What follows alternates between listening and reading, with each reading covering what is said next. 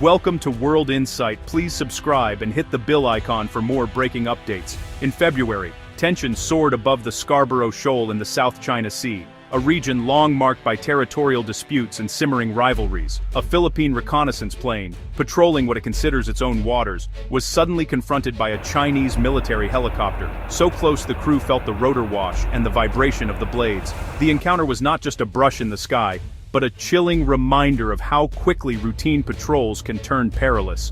This was no isolated incident, but a vivid sign of escalating conflict. Each new encounter adds another layer of risk, raising the stakes for everyone involved. China accused the Philippines of intrusion, a claim Manila firmly rejected while the US condemned China's reckless maneuver. The diplomatic fallout rippled across the region, drawing in global powers and amplifying the sense of crisis. The encounter underscored that this is no longer a distant diplomatic dispute. Real people are now at risk in direct confrontations. The tension is palpable in the faces of the flight crews, who know that every mission could be their last.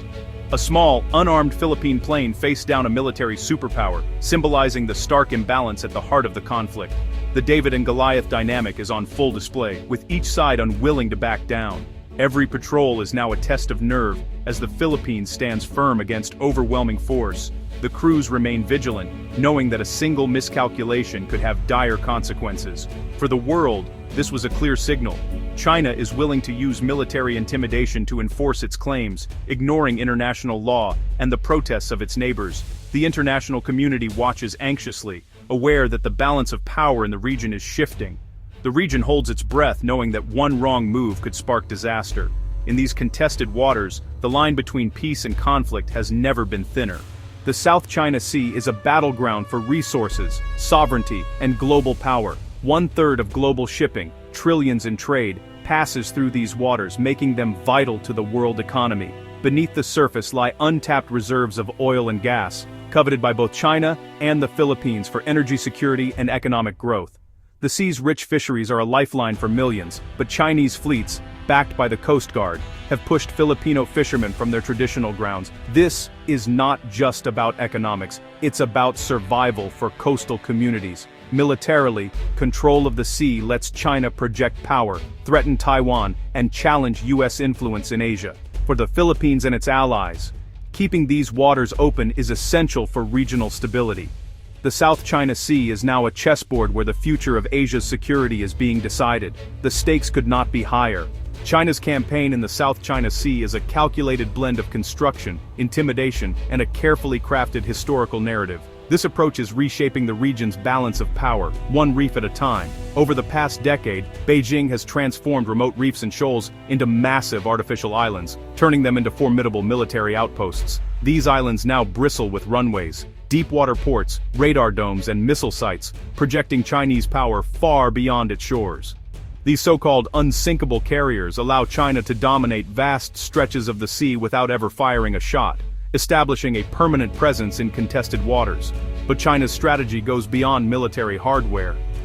Instead of relying solely on its navy, Beijing deploys its Coast Guard and a shadowy maritime militia, civilian vessels acting as enforcers, to harass rivals, block access, and enforce its sweeping claims. Aggressive tactics like ramming, water cannons, and even blinding lasers have become routine, creating a climate of constant tension and risk for neighboring countries' ships. All of this is justified by the so-called 9-dash line, a sweeping claim to nearly the entire sea, one that's been rejected by international law and a 2016 tribunal ruling in The Hague.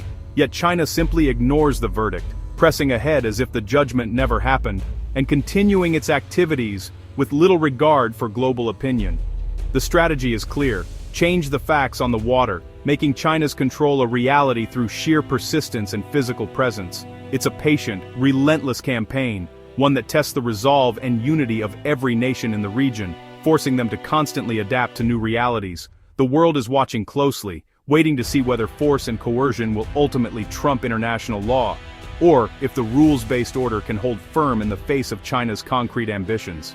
The Philippines, under President Marcos Jr., has shifted from appeasement to assertiveness. Revitalizing its alliance with the US, Manila has expanded American access to key military bases, reinforcing the 1951 Mutual Defense Treaty. The Philippines is also building partnerships with Japan, Australia, and others, turning the dispute into a regional issue. Manila's boldest move: assertive transparency. Journalists now document every Chinese provocation, exposing Beijing's tactics to the world. This strategy has shifted the narrative, rallying international support. The Philippines wields the 2016 tribunal ruling as a diplomatic weapon, invoking it in every forum. New maritime measures signal Manila's determination to enforce its rights. Through law, alliances, and transparency, the Philippines is fighting back, determined to defend its future. It's a multi-layered defense against a much larger adversary. The Second Thomas Shoal is a flashpoint. Philippine Marines live on a rusting ship, besieged by Chinese blockades. Every supply run is met with water cannons and dangerous maneuvers, turning routine missions into high-stakes standoffs. At Scarborough Shoal, China's blockade has cut off Filipino fishermen from their own waters, fueling anger and resolve. In August, Chinese jets deployed flares near a Philippine patrol plane, another act of intimidation. Sandy Cay is the latest hotspot. Chinese personnel landed, planted a flag, and claimed sovereignty, sparking a tense standoff. No feature is too small for China's ambitions. These incidents are part of a calculated campaign to wear down Philippine resistance and normalize Chinese control. Each confrontation is a move in a slow, grinding contest of wills. The risk of miscalculation is ever present, and the next crisis is always looming.